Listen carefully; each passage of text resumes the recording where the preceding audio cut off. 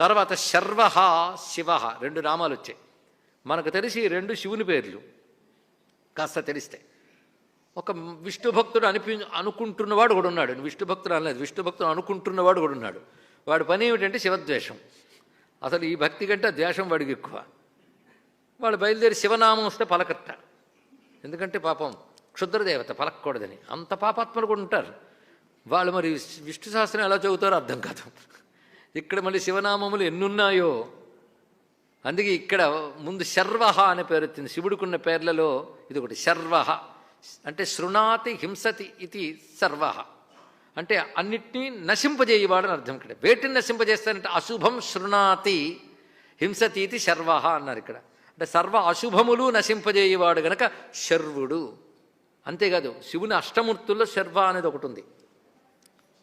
మరి వ్యాపకుడు అంటే అష్టమూర్తులే ప్రపంచం అంతా ఉన్నాయి. అష్టమూర్తులుగా వ్యాపించిన పరమాత్మే అక్కడ శివుడు అని చెప్పబడుతున్నాడు, మరొకటి కాదు. శర్వాయ క్షితిమూర్తయే నమః. భూరూపంలో ఉన్నటువంటి శివుని శర్వనామంతో పలకాలి. అంతేగాని అన్ని ఆయన పేర్లే కదండి ఏదోలో పిలిచేద్దామంటే రాదు. ఒక్కొక్క సందర్భానికి ఒక్కొక్కటి. భూతత్వముగా పరమాత్మను మనం భావన చేసినప్పుడు శర్వశబ్దంగా పిలవాలి. అందుకే శర్వాయ నమః అయింది.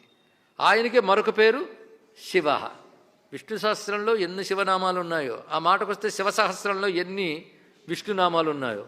ఈ మాటకు మనం చూస్తే శివుడు విష్ణువుతో అన్న మాట భారతంలోనే ఒకటి కనిపిస్తుంది. నామాని తవ గోవింద యానిలోకే మహాంతిచ తాన్యేవ మమ నామాని నా అత్ర కార్య విచారణ. శివుడు కృష్ణుడితో అంటాడు ఈ మాట.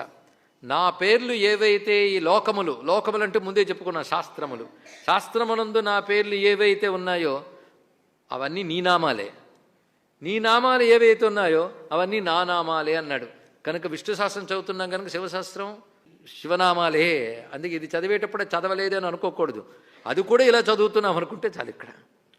అందుకే ఇప్పుడు శర్వనామానికి అర్థం చెప్పుకున్నాం. శివనామం తర్వాత వస్తున్నది ఇక్కడ.